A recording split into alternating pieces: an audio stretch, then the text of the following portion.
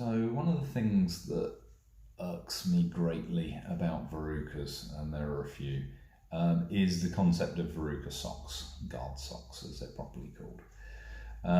So just thought I'd share my venom about this particular thing, which as far as I'm concerned should be taken off the shelves. First of all, there is the question mark over whether we catch verrucas at swimming pools in the way that is traditionally thought.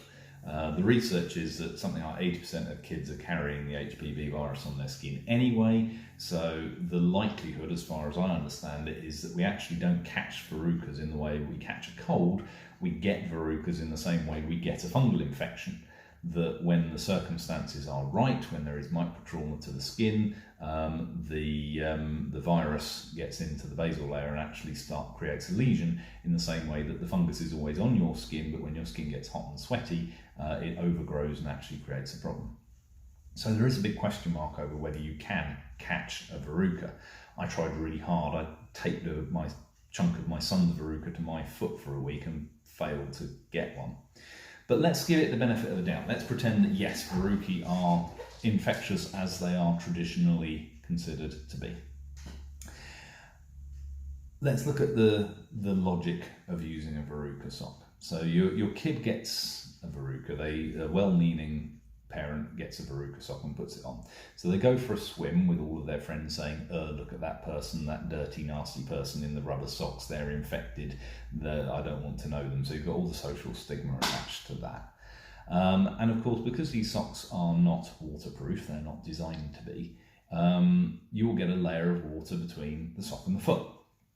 So you've got 2 or 3 tablespoons of water in the nice and warm, and all of the skin squames, all of the skin flakes and stuff that come off of the foot all end up sloshing around in this couple of tablespoons of water.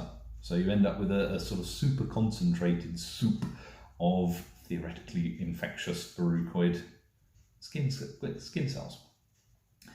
And then you go to the changing room, and the person takes this sock off. And what happens to those 3 or 4 tablespoons of water? They dribble out onto the floor into a nice neat puddle of very, very concentrated infectious tissue, which the next person to use the waiting room is going to stand in.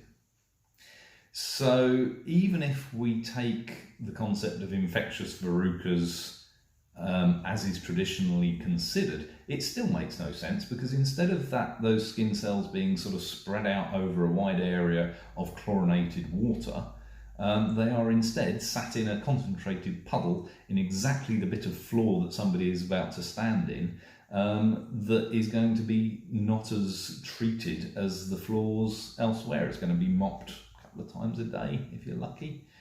So even within that logical construct, it doesn't make any kind of sense.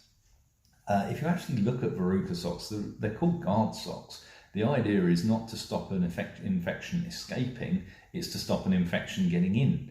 So theoretically, the people who should be wearing verruca socks are the people who haven't got a verruca and don't want to get one, not the ones who have got a verruca and want to stop anyone else from getting it. So yeah, verruca socks, as far as I can make out, actively harmful, not just in a biopsychosocial way, but also in theoretically a medical way.